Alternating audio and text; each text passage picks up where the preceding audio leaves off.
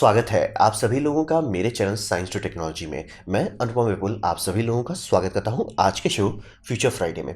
आज हम लोग बात करेंगे थोड़े लंबे दरमियान के बारे में, यानी कि थोड़ा लॉन्ग टर्म के बारे में।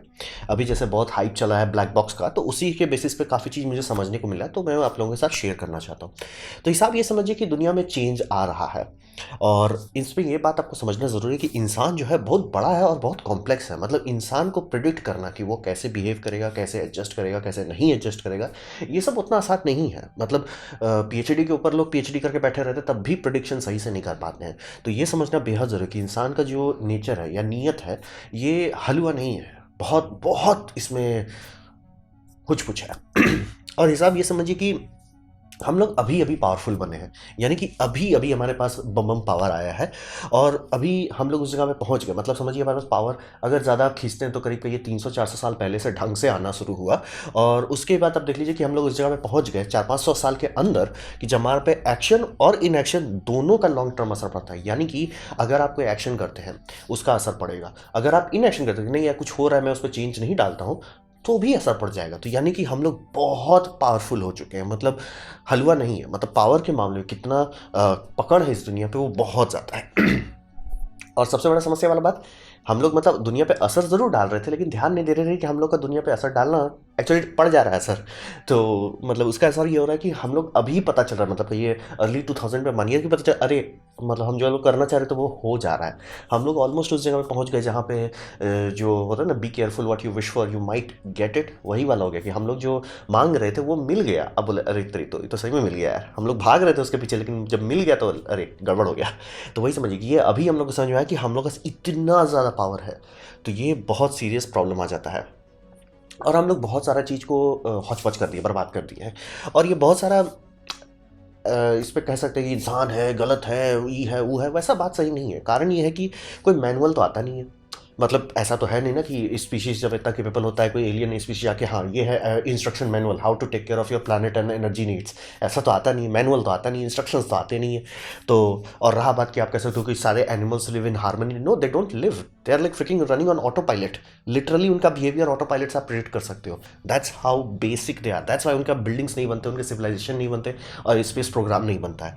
तो हमारे पास कोई मैनुअल नहीं है कि ये कहना, जो काफ़ी लोग काफ़ी इंसानियत को नीची नज़र से देखने लगे हैं आजकल कि ओ इंसान सब बर्बाद कर देता है। मतलब बड़का ना तुमको मैनुअल लेके मिला था, कोई दे दिया कि हाँ भैया ऐसे दुनिया चलाना चाहिए, किसी के पास नहीं था। आज मैं बोल सकता हूँ कि ये सही है या ये गलत है। ये कैसे मैं बोल पा रहा हूँ? क्योंकि बहुत लोगों ने वो अच्छे काम किए, बहुत लोगों ने गलत काम किए, फिर समय ने बता दिया कि देखो भैया जो तुम सोच रहे हो सही है वो गलत है, और जो गलत है वो सही है। तब जाके बाद में डिटेल पता चलता है। तो ये रास्ता से गुजर के ही आना पड़ता है। जैसे साइकिल आप चलाना सीखने थे तो साइकिल में गिरेंगे तब ही चलाना सीखेंगे। ऐसा कभी नहीं होने वाला कि आप साइकिल बैठे हो मैंने एक बार बिना गिरे ही सीख लिया, वैसा नहीं होता है, गिरना पड़ता है। और भले आप ना गिरो तो कई लोग और गिरा, जो साइकिल का डिज़ाइन देख रहे हो उसको भी तो कई लोगों ने बनाया है। तो ये समझना बहुत ज़रूरी है। और हिसाब ये रहता है कि एवोल्यूशन का जो टूल है, जो एवोल्यूशन से हमारा डेवलपमेंट हुआ है, वो टूल बहुत स्लॉपी है। क्योंकि एवोल्यूशन में मतलब हाँ या ना के सिवा कुछ है नहीं, बाइनरी है एक तौर से। तो उसमें सिर्फ पेन और प्लेजर, इसके सिवा कुछ है ही नहीं उसके पास सिखाने को। तो ये एक बहुत मतलब थोड़ा सा डरा हुआ स्पीशीज बनाता है, क्योंकि इंसान जो है प्रेडेटर से नहीं बना है और ना ही पूरी तरह से प्रे से बना। हम लोग ऐसा नहीं थे कि प्योर प्रे थे, मतलब ग्रेट एप से हमारा डिसेंडेंट माना जा रहा है। तो ग्रेट एप्स कोई बहुत हलवा क्रीचर नहीं था, लेकिन हाँ अगर वुल्फ आ जाए या मतलब समझिए लायन आ जाए या टाइगर आ जाए तो हमारी बैंड बच जाने वाली थी। लेकिन थे कि थोड़ा टिक सकते हैं, एलिफेंट भी धो सकता है। तो हम लोग ऐसा नहीं थे कि एकदम लोएस्ट ऑफ द लो है, लेकिन ऐसा भी नहीं है कि हाईएस्ट ऑफ द हाई है। तो इसका हम लोग का थोड़ा सा इवोल्यूशन जो है काफ़ी डरावना वाला टाइप सिचुएशन में आ गया कि हम लोग को डर ज़्यादा लगता है, सोच समझ कम करते हैं, क्योंकि हमारे पास वो कंफर्ट नहीं है। जैसे मान लीजिए अगर हम लोग लायन से इवॉल्व होते, अलग तरह का चिल मतलब आउटलुक रहता है लाइफ का। हर चीज़ से डर ही नहीं रहते, हर चीज़ को फोड़ने का नहीं रहता, हर चीज़ को बूम करने का नहीं रहता, क्योंकि चिल रहते हैं, डीएनए पे चिल रहते हैं। वो हम लोग हैं नहीं, हम लोग बने हैं मतलब ऑलमोस्ट समझिए प्रे लेवल से ही बने हुए हैं। तो ये बहुत बड़ा साइड इफेक्ट देता है हम लोग को। और किसी चीज़ के पास भी लॉन्ग टर्म पेशेंस नहीं होता, कोई भी स्पीशीज़ के पास नहीं है। लंबी लंबी स्पीशीज़ अगर आप मान लो कि जैसे टर्टवाइस है, तो ऐसा थोड़ी कि टर्टवाइस के पास बहुत लंबा पेशेंस है कि वो टर्टवाइस लैंग्वेज बनाएगा, लैंग्वेज को दूसरों का पास करेगा, फिर उससे बुक बनाएगा, फिर बुक से और नॉलेज एक्सटेंड करेगा, लाइब्रेरी बनाएगा, लाइब्रेरी से सिविलाइजेशन बनाएगा, सिविलाइजेशन आगे। वैसा तो हुआ नहीं ना, सिर्फ इंसान में हुआ। तो हम लोग इकलौता ऐसा चीज़ है जिसके पास लॉन्ग टर्म पेशेंस है, और वो काफ़ी नहीं है। ये मतलब समझिए कि ये ह्यूमन आर्किटेक्चर जो है ये अब उस जगह पहुंच रहा है कि अरे हम लोग बहुत ज़्यादा पावरफुल हैं, हम मतलब समझिए पावर मतलब खूब ट्रेनिंग ले रहे हैं और मान लिया सामने का अपोनेंट से जब लड़ने गए पता चला अपोनेंट को ऐसे किए वो चला गया। वो बात वही हो रहा है कि तो ये हम लोग का दुनिया में एक माइंडसेट चेंज आ रहा है और बात सही है कि मामला गंभीर है। तो बात बोलते थे ये सब आ कहाँ से गया कि इतना पावरफुल इंसान हो कैसे गया कि भाई प्लेनेट का इकोसिस्टम लेस देन 500 ईयर्स के अंदर कैसे छेड़खानी कर दे रहे हैं। ऐसा हो कैसे गया? ऐसा नहीं है कि प्लेनेट में कोई स्पीशीज पहले नहीं आया जो प्लेनेट का एटमॉस्फेयर नहीं चेंज किया। जो सबसे पहला स्पीशीज था वो CO2 खाने वाला स्पीशीज था, उसने ऑक्सीजन पॉइजनिंग की और खुद ब खुद एक्सटिंक्ट हो गया, मतलब अपने पॉइजन से मतलब अपने एक्सक्रीशन से एक्सटिंक्ट हो चुका। तो ये हो चुका है, ये नेचर में होता रहता है। कोई स्पीशीज आती है धीरे धीरे वो इकोसिस्टम चेंज करती है, इकोसिस्टम का कंटेमिनेशन से खुद उड़ जाती है, ये कॉमन चीज़ है। लेकिन ये सब बहुत सालों में होता है, मिलियंस ऑफ ईयर। इसीलिए एवोल्यूशन में ये सब पॉइंट एक्सटिंक्ट नहीं हो जाते क्योंकि इतना स्लो है कि दूसरे स्पीशीज थोड़ा सा इवॉल्व कर सकते हैं, थोड़ा एडजस्ट कर सकते हैं। हम लोग ये सब काम फट से कर ले रहे हैं। कैसे? ये हो गया हमारे पास नॉलेज के चलते। नॉलेज के हिसाब में ये समझिए कि जिस समय हम लोग स्टोरेबल डेटा बनाना शुरू किए, डेटा और स्टोरेबल डेटा का क्या मतलब है? स्टोरेबल डेटा का मतलब होता है जो आउटलुक इट्स क्रिएटर, यानी कि न्यूटन ने कुछ डेटा निकाला कि ग्रेविटी है, ग्रेविटी का ये मैथमेटिक्स है, आप ऐसे कर सकते हैं। वो डेटा न्यूटन जिंदा रहे चाहे नहीं रहे उससे कोई फर्क नहीं पड़ने वाला, वो डेटा आप आगे ले जा सकते हैं। आप आइंस्टाइन का भी डेटा ले सकते हैं, उसको भी आगे ले जा सकते हैं। स्टीवन हॉकिंस का भी ले सकते हैं, उसको भी आगे ले जा सकते हैं। अब ये आप पूरे सिविलाइजेशन पे करें, ये पूरे आप सभ्यता पे करें तो बहुत नॉलेज निकलता है। कारण यही है कि हमारा जो स्टोरेबल डेटा आ गया हमारे पास कि हम लोग मतलब कोई एक रिसर्चर है काम कर रहा है, रिसर्च पूरा नहीं होगा, रिसर्च को पूरा करने के लिए 50 जनरेशन लगेंगे, तो वो कर तो सकता है क्योंकि कोई भी एनिमल ऐसा नहीं है, एनिमल सीखता नहीं है, एनिमल सीखता है, सिर्फ समझता है, सब करता है, लेकिन वो पास डाउन नहीं कर सकता। उसको सिर्फ DNA है पास डाउन करने के लिए, और वो बहुत स्लॉपी है। और मतलब आप एक कुत्ते को पूरा चीज़ सिखाते हो, कुत्ते के जो बच्चे होंगे वो सारी चीज़ सीख जाएंगे, ज़रूरी नहीं है ना। उनके पास स्कूल नहीं है ना, उनके पास लैंग्वेज नहीं है कि जितना चीज़ तुम्हारे पापा को सीखने में 10 साल लगा वो तुम 5 साल में सीख जाओ और तुम्हारे बच्चे 5 साल की जगह पे 2 साल में सीख जाए। ऐसा नहीं हो रहा है, लेकिन हमारे साथ ऐसा हो रहा है कि वो स्टोरेबल डेटा है हमारे पास। और इसका सबसे बड़ा फायदा होता है कि death does not cause reset, यानी कि डेथ हो गया, जैसे कोई रिसर्चर का डेथ होता है तो वो साइंस एंड टेक्नोलॉजी रुक नहीं जाती है, बस थोड़ा सा स्लो हो जाता है, फिर कोई उसको पिकअप करता है, फिर पकड़ता है। और अगर लंबे टाइम फ्रेम में देखें, 100 साल, 500 साल, 600 साल में देखेंगे, कुछ फर्क नहीं पड़ता किसी का डेथ से। आते हैं लोग, ऐड करते हैं, चले जाते हैं, आते हैं, ऐड करते हैं, चले जाते हैं, कोई फर्क नहीं पड़ता। समय के सामने देखिएगा और इंसान का इतना डेवलपमेंट हो रहा है नॉलेज में कि धड़धड़ा के हम लोग रुक ही नहीं रहे। किसी का डेथ हो रहा है, जन्म हो रहा है, कोई फर्क नहीं पड़ रहा है, जस्ट चलते ही जा रहे हैं। और इससे हम लोग को वही हो गया कि हम लोग ऊपर गए, थोड़ा और ऊपर गए और थोड़ा और ऊपर चले गए, तो हम लोग ऊपर से ऊपर ऊपर और चल जा रहे हैं। सबसे पहला डेवलपमेंट था लैंग्वेज का। लैंग्वेज के बाद डेवलपमेंट हुआ बुक्स का। बुक्स सबसे इंपॉर्टेंट था, खासतौर पे प्रिंटिंग प्रेस, क्योंकि प्रिंटिंग प्रेस बना, Ctrl+C Ctrl+V करना शुरू हो गया, और जैसे ही प्रिंटिंग प्रेस बना पूरी दुनिया में किताब छा गया। ये सबसे बड़ा इन्वेंशन था, मतलब इसके बिना नॉलेज का मतलब समझिए इक्का दुक्का लोगों के पास है। इसके बाद ऑलमोस्ट आबादी की आबादी के पास नॉलेज आ जा रहा था। फिर उससे समझिए अभी का लेटेस्ट वेरिएंट क्या है, इंटरनेट। तो लैंग्वेज स्टार्ट हुआ, बुक आए, बुक से इंटरनेट आ गए, तो बहुत नॉलेज हम लोग का ग्रो हो रहा है। लेकिन इसका एक समस्या है, अगर ये सब नॉलेज हमारा चला जाता है तो हम लोग वापस पीछे भी गिर जाएंगे, मतलब हम लोग वापस एनिमल किंगडम के लेवल पे आ जाएंगे कि जहाँ पे को हट बनाने का एक रफ आइडिया रहेगा हमारे ब्रेन में, क्योंकि वो हमारे DNA लेवल पे है कि कैसे मतलब केव खोजते हैं, कैसे मतलब रफ कंस्ट्रक्शन कर सकते हैं। लेकिन जो आज में मॉडर्न लग्जरी में ये नहीं रहेगा, इसके लिए नॉलेज रहना ज़रूरी है। यानी कि वो जो स्टोरेबल डेटा है वो हर हालत में स्टोरेबल रहना चाहिए, वो डेटा आपके पास रहना चाहिए, बिना उसके सिविलाइजेशन नहीं रहेगा। तो बात करते हैं स्टोरेज के बारे में। तो स्टोरेज के बारे में यह समझिए कि लोग समझते हैं और काफ़ी लोगों को समझ में आया कि हम लोग इतना एडवांस इलेक्ट्रॉनिकल मीडियम बना लिए, स्टोरेज करने लगे, सब बल्ले बल्ले। लेकिन टाइम के मामले में वो सब कमजोर रहा। टाइम के मामले में हमारा बुक्स ही ज़्यादा बेटर था, क्योंकि बुक्स कई सौ साल चल सकता है और बुक्स को आप आराम से एक से दूसरे पे कॉपी कर सकते हैं बिना ज़्यादा दिक्कत के, और फिर आराम से उसको कई हज़ार साल तक चला सकते हैं। तो स्टोरेज के मामले में हम लोग इलेक्ट्रॉनिक मीडियम के मामले जितना डेटा स्टोर कर सकते वो तो बढ़ गया, लेकिन उससे लॉन्जिविटी के मामले में घट गया। तो लॉन्जिविटी को संभालने के लिए काफ़ी लोग काफ़ी मेहनत कर रहे हैं, कई सारे औजार बनाए जा रहे हैं कि डेटा लंबे समय के लिए कैसे स्टोर करें। यानी कि जो रिसर्च अब तक हो चुका है वो सब फिर से हमारे मतलब समझिए आने वाले मतलब समझिए जनरेशन्स को फिर से जीरो से ना स्टार्ट करना पड़े, वो दोबारा उनको कैसे दिया जा सके। तो उसके लिए सबसे एक भयानक पावरफुल टूल अभी मार्केट में है जो है DNA। तो DNA में डेटा ही रहता है, तो उसी का डेटा से आप बने, तो आर्टिफिशियल DNA का इस्तेमाल करके आप डेटा बना सकते हैं और ये बहुत लंबा टाइम तक चल सकता है अगर इसे ढंग से फॉसिलाइज किया जाए, या खूब ज़्यादा क्लोन बना के खूब सारे ग्लास बीड्स में डाल के खूब ज़्यादा स्कैटर कर दे, तो चांसेस है कुछ ना कुछ बच ही जाएगा। और मतलब समझिए कुछ ग्राम DNA अगर आप देखते हैं उसमें बहुत डेटा डाला जा जा सकता है। मतलब डेटा डेंसिटी के मामले में ये समझिए पूरा इंटरनेट बैकअप करने लायक काबिलियत रखता है और ना ही उतना वजन भी नहीं होगा, तो वो तो सॉल्व हो गया। लेकिन इसका मतलब ये एक्टिव चीज़ है, तो डीएनए एक एक्टिव मटेरियल होता है और जब भी आप उसको रीड करते हैं आप डिस्ट्रॉय कर देते हैं डीएनए को। मेरा पिछला वीडियो देखे होंगे तो समझ में आ गया होगा। तो काफ़ी लोगों को ठीक है ये भी अच्छा है, लेकिन कुछ और भी ऑप्शन होना चाहिए। कभी never rely on one option, आपको 2-3 ऑप्शन होने चाहिए। तो दूसरा ऑप्शन है 5D ग्लास स्टोरेज। इस पर माइक्रोसॉफ्ट खूब मेहनत कर रहा है, मतलब समझिए सीडी डीवीडी का बहुत बड़ा भाई है। तो इसमें होता है कि एक ग्लास लो और उसमें एक वॉक्सल्स बनाओ। वॉक्सल्स होता है कि जिसमें आप पोलराइजेशन डेटा और साइज डेटा, 2 डेटा डाल रहे हो। तो 2 डेटा का फायदा होता है कि जनरली आप डिस्क को देखेंगे, कोई भी सीडी या डीवीडी देखेंगे, मल्टी लेयर भी ले लीजिए, तो वो होता नहीं सिर्फ है 2 डायमेंशनल थिंग, बस उसको 3-4 टॉप लगाते रहे। यहाँ पे वैसा नहीं है, यहाँ पे पर बिट जो स्टोर आप कर रहे हैं उसमें बहुत सारा वैल्यू हो सकता है। यानी 2 बिट का वैल्यू हो सकता है, 0 1 हो सकता है, 1 1 हो सकता है, 1 0 ऐसे ऐसे करके बहुत होता है, और ऐसे कई सारे ले रहे हैं, तो टोटल ये बहुत ज़्यादा डेटा स्टोर कर सकता है। तो ये भी बहुत अच्छा बात है। लेकिन ये दोनों में आप एक प्रॉब्लम आपको दिखेगा कि ठीक है पढ़ोगे कैसे इसको। डीएनए पढ़ना मतलब इंसानियत रिसेंटली डीएनए पढ़ने लायक तक पहुंचा है, ऐसा नहीं कि 700-800 साल पहले तक पढ़ लेते थे, रिसेंटली है। सेम क्लास में इसमें आप बम स्टोरेज डाल दो, आप टेराबाइट के ऊपर टेराबाइट डाल दे रहे हो, बल्ले बल्ले, लेकिन इसको पढ़ेंगे कैसे?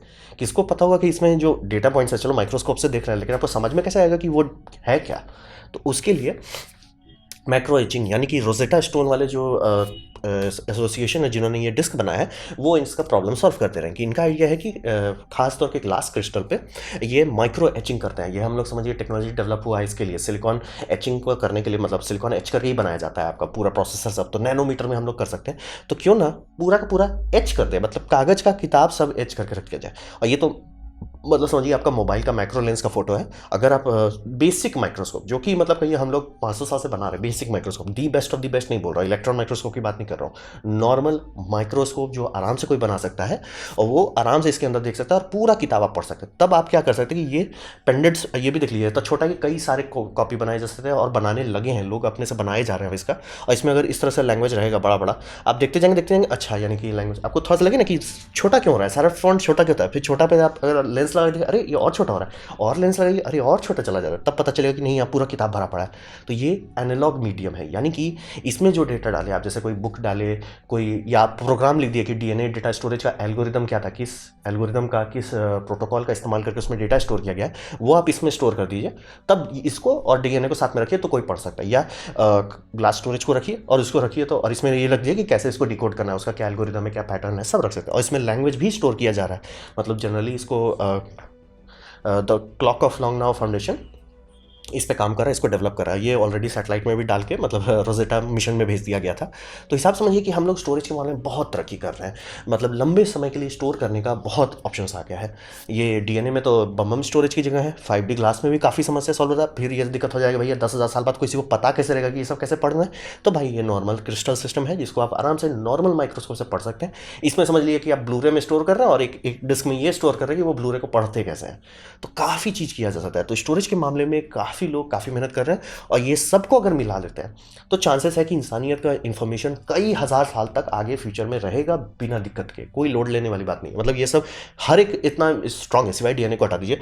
ये जैसे कि रोजेटा सिस्टम, ये सब डिस्क को गलाने के लिए कम से कम 1000 डिग्री सेल्सियस से ऊपर जाना पड़ेगा। तो यानी कोई रैंडम फायर में ये सब डिस्क नहीं जाने वाला है। और कुछ कुछ डिस्क वेरिएंट पे काम किया जाता है जो 1500 डिग्री सेल्सियस तक नहीं खराब होगा। तो समझ रहे हो, उसको मेल्ट करना पड़ेगा तब जाके होगा। वो भी एक्सीडेंटली नहीं हुआ कि वो लाइब्रेरी में आग लग गया तो ये मेल्ट हो गया, वैसा नहीं होगा। मतलब जब तक कोई ढंग से इसको बैठ के, नहीं मेरा काम है इसको पिघलाएंगे तभी पिघला पाएगा। तो ये समझ लीजिए सब बहुत अच्छा, और इतना छोटा है, कितने सारे क्लोन्स बनाए जाएंगे, कोई ना कोई पीस 10,000 साल बाद भी सर्वाइव कर जाएगा। तो स्टोरेज के मामले में बम बम काम हो रहा है। अब बात करते हैं घड़ी के मामले में। घड़ी यहाँ पे ज़रूरी है क्योंकि हिसाब ये समझिए, समय जो है ना थोड़ा लंबा चीज़ होता है, मतलब लंबा होता है। मतलब मुझे पता भी नहीं चला कि मैं ऑलमोस्ट 3 साल से यूट्यूब कर रहा हूँ। तो हिसाब से समझिए समय बहुत लंबा चीज़ है। हम लोग मतलब लंबा जीते हैं, मतलब अब ऑलमोस्ट हम लोग 100 साल छू रहे हैं, लेकिन वो भी कुछ खास बड़ी बात नहीं है। 100 साल समय के सामने कुछ नहीं, कुछ नहीं। समय इतना लंबा होता है कि भगवान आते चले जाते हैं। मतलब एक टाइम पे ये भगवान थे, ये भगवान बना, उनका कल्चर बना, ग्रोथ किया और वो फुस हो गए। फिर ये भगवान आए, फिर ये चला, ग्रोथ हुआ, खुश हो गए। ये सब मतलब समझिए, समय इतना बड़ा चाहिए। मतलब अगर कोई एक्चुअल भगवान है तो समय है, मतलब वो दादाजी के ऊपर का दादाजी है, मतलब हम ही हैं और कोई है ही नहीं, हम ही हैं। तो यहाँ पे ज़रूरी है। अब बात ये क्लॉक के साथ सबसे बड़ा समस्या ये है कि अगर समय खो दिए तो बहुत सारा डेटा का मीनिंग खत्म हो जाएगा। जैसे कि अगर अभी आप कोई किताब को एच करके रख देते हैं कि 5000 साल पहले ये बनाया गया था, करंट डेट ये है 2005 मान लिया, 2021 या 2025, ठीक है आपने कर दिया। अब बात है कि उसे 10,000 साल बाद कोई अगर देख रहा है तो वो जानेगा कैसे कि ये जब डिस्क बनाया गया था वो 10,000 साल पहले का बनाया हुआ है कि 5,000 साल बनाया हुआ, वो नहीं जान पाएगा। तो उसके लिए आपको घड़ी चाहिए जिसमें ग्रेगोरियन कैलेंडर को, यानी जो कैलेंडर हम लोग इस्तेमाल करते हैं, उसको ठीक से रखा जा रहा हो, एक्टिव। तो क्लॉक के साथ हमेशा यही समझिए कि अगर घड़ी गया तो लटक जाएंगे हम लोग, और घड़ी हमेशा रनिंग होना चाहिए, नहीं तो वो समय खो देगा। यानी कि जो भी आप घड़ी बनाते हैं वो चलते रहना चाहिए। जैसे आपके हाथ में घड़ी है, ये जब तक बैटरी रहता है तभी तक काम करना, और जैसे ही एक बार बैटरी खत्म होता है तो फिर से आपको फिर किसी दूसरे घड़ी को देखना पड़ता है कि जिसमें टाइम सही दिखा रहा है, तब जाके आप उस टाइम को इसमें ट्रांसफर करते हैं। ये हमेशा घड़ी के साथ सबसे बड़ा समस्या है कि मतलब एक बार जो हम लोगों ने टाइम स्टार्ट कर दिया, दोबारा आप कोई भी घड़ी को रोका नहीं जा सकता, वो कंटिन्यूसली चलता रहना, तभी हमारे डेट, तभी हमारे कैलेंडर, ये सब कोई मतलब है। तो हिसाब है कि कैसे ऐसा घड़ी बनाया जाए जो 10 साल आगे तक चले। तो मैंने इस पर भी वीडियो बना दिया डिटेल में। तो हिसाब ये समझिए, तो क्लॉक ऑफ लॉन्ग नाउ जो जेफ बेजोस का पर्सनल प्रोजेक्ट के तौर पे चल रहा है, एक फाउंडेशन ने बनाया। जेफ बेजोस उसके पहले बिगनर ये बने हैं, मतलब समझिए बेनिफैक्टर बने हैं, जो उनको वो घड़ी बना के दिया जा रहा है। मतलब उन्होंने ये समझिए पहाड़ खरीद के दे दिया, उसमें वो बनाया जा रही है ये घड़ी है जो क्लॉक ऑफ लॉन्ग नाउ, और ये पहला पीस है। 2-3 पीस और बनाए जाएंगे तो ये घड़ी इस डिज़ाइन पे बनाया जाएगा, और ये 10,000 साल तक समय काउंट करेगा। और ये मतलब इसको एनर्जी के लिए ये डे और नाइट का टेम्परेचर डिफरेंस जो होता है उससे एनर्जी निकालेगा, और सन का इस्तेमाल करके कैलिब्रेशन करेगा। और इस पर जब डिटेल वीडियो देख लीजिएगा तो पूरा समझ में आ जाएगा। इसको ये बहुत बड़े 3 हैंडल है जिसको लोग घुमाएंगे तो इस पर बहुत बड़ा सा डिस्प्ले दिखेगा। ये तो छोटा मतलब डेमो मॉडल है, ये असली में ये बहुत बड़ा है। और इसका ये फ़ायदा कि ये कंटिन्यूसली चलेगा। यानी कि आज से 10,000 साल बाद किसी को वो मिल गया, रोज़ेटा स्टोन मिल गया, उसको देखा, पढ़ा, समझा और डेटा कलेक्ट किया, और उसके बाद उसको उसमें लोग स्टोर कर देते हैं कि यहाँ पे ये 5-6 जगह पे घड़ी स्टोर किया गया है, घड़ी पे जाके देख लो। तो घड़ी पे जाके देखेंगे हाँ क्या डेट है, तब उसके सारा डेटा, पिछला डेटा है वो सब कैलिब्रेट हो जाएगा कि हाँ पिरामिड उनके टाइम से कितना पहले बनाया गया था, लार्ज हैड्रॉन कोलाइडर उनके टाइम से कितना पहले बनाया गया था। तो ये सब बहुत ज़रूरी है, घड़ी बचा रहे। तो घड़ी और डेटा स्टोरेज दोनों रहेगा, तभी आपके लैंग्वेज का कोई मतलब है। डेटा ऐसे भी यूजफुल हो सकता है लेकिन कैलिब्रेशन नहीं रहेगा, उसमें आपको तुक्का मारना पड़ जाएगा। घड़ी मिल जाता है जो चल रहा है, बल्ले बल्ले। तो वही समझिए क्लॉक ऑफ लॉन्ग नाउ जो है, और इसको हर एक चीज़ जो बनाया जा रहा है इसमें ऐसा पूरा में कोई इलेक्ट्रॉनिक्स नहीं, कोई हुआ नहीं, एकदम simple, long lasting, reliable stainless steel material type है, जो कि एक्सपेक्टेड लाइफ स्पैन इन लोग टारगेट कर रहे हैं कि 10,000 साल तक चलना चाहिए, और खुद ब खुद बिना इंसान के छिड़काए। मतलब इंसान इसको जाके नहीं छुए। अगर भूल जाता है इंसान की, मतलब वो पहाड़ पे है, उसका एंट्रेंस सील हो जाता है, मतलब भूकंप से या कुछ होने, तो ठीक है, कोई टेंशन नहीं, कोई टेंशन नहीं, भूल जाओ, वो तब भी अपना काम करता रहेगा बैकग्राउंड में, वो अपना टाइम कीप करता रहेगा, कोई दिक्कत नहीं है। तो ये बहुत अच्छा प्रोजेक्ट था जो लंबे समय के लिए लंबा गैम्बल खेलने का एक अच्छा अप्रोच दिया।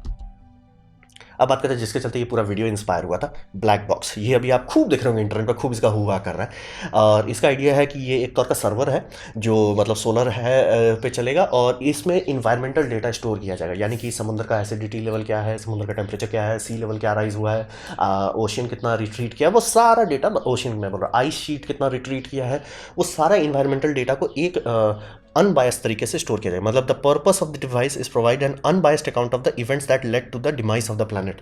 मतलब ये लोग मान के चल रहे हैं कि प्लैनेट मतलब इंसानियत जो है ये नहीं हैंडल कर पाएगा, क्या बोलते हैं, क्लाइमेट चेंज। तो क्लाइमेट चेंज होने के बाद क्या होगा, क्योंकि हिसाब ये समझिए इतना हर कोई जो भी थोड़ा सा भी समझदार है इसको पता है कि a man can die, mankind cannot. यानी कि इंसान, ये मतलब एक आदमी मर सकता है, पूरा वो काइंड का कुछ नहीं होगा। हम लोग बहुत मजबूत हैं, बहुत ज़्यादा ही मजबूत हैं। मतलब बैंड बज जाए, सुनामी के ऊपर सुनामी आ जाए, भूकंप के ऊपर भूकंप आ जाए, आबादी कम होगी, जीरो नहीं होने देंगे। बहुत टिकाऊ हम लोग, बहुत टिकाऊ मटेरियल। मतलब सोच लीजिए इवोल्यूशन का इतना मिलियन बिलियन ईयर्स का टेस्टिंग के बाद यहाँ तक पहुँचा है, तो टिकाऊ के मामले में कोई दिक्कत नहीं है। तो उनका है कि इस तरह का वॉल्ट का काम ये है कि एक अनबायस्ड अकाउंट, मतलब कि ये हो रहा था, ये साइंटिस्ट लोग कह रहे थे, वो रिकॉर्ड कर लिया। ये कॉन्फ्रेंस हो रहा था, उसमें कौन लोग सीरियसली बिहेव कर रहे थे, क्या कर रहे थे, कौन कौन ने क्लेम किया, क्या क्या क्लेम अचीव हुआ कि नहीं हुआ, और उसका मतलब एक समझिए जैसे प्लेन के केस में ब्लैक बॉक्स वाला है वही बनाया जाएगा।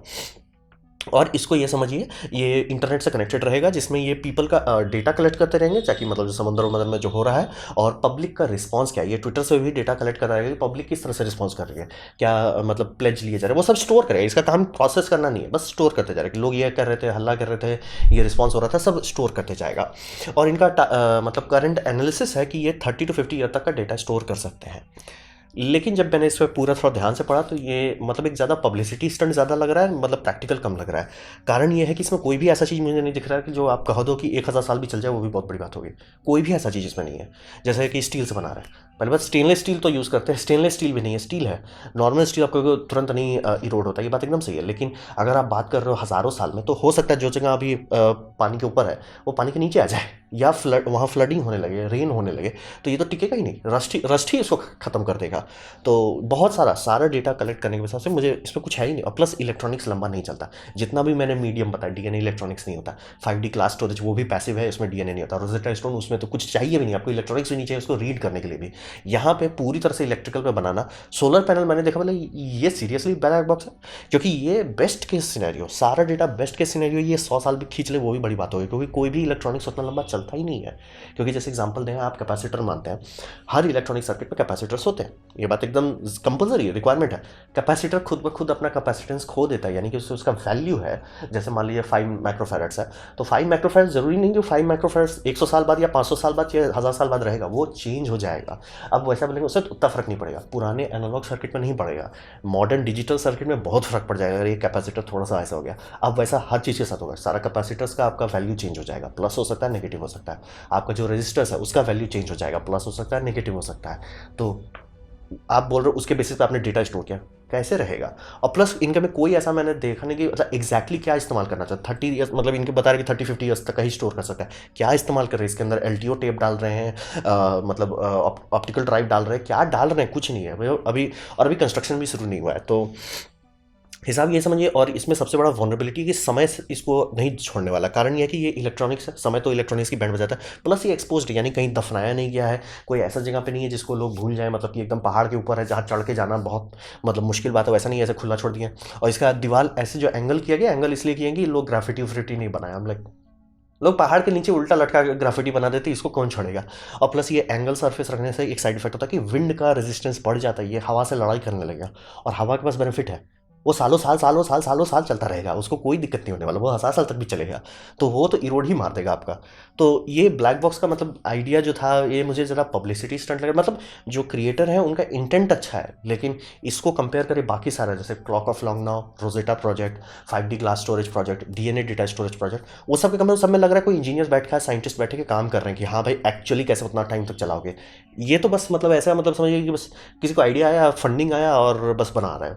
तो ये मुझे उतना long term stability, long term के मामले में 100-150 साल तक मैं आराम से देख सकता हूँ। और हाँ, बात सही है कि स्टील इरोड होता है, लेकिन इतना जल्दी नहीं होता कि मतलब आप उसे काफ़ी मोटा या बात कर रहे हैं, 7 सेंटीमीटर तक का बात कर रहे हैं, या 4 इंच थिक के आसपास का बात कर रहे हैं, तो टिकेगा, कुछ दिन तो टिक ही जाएगा।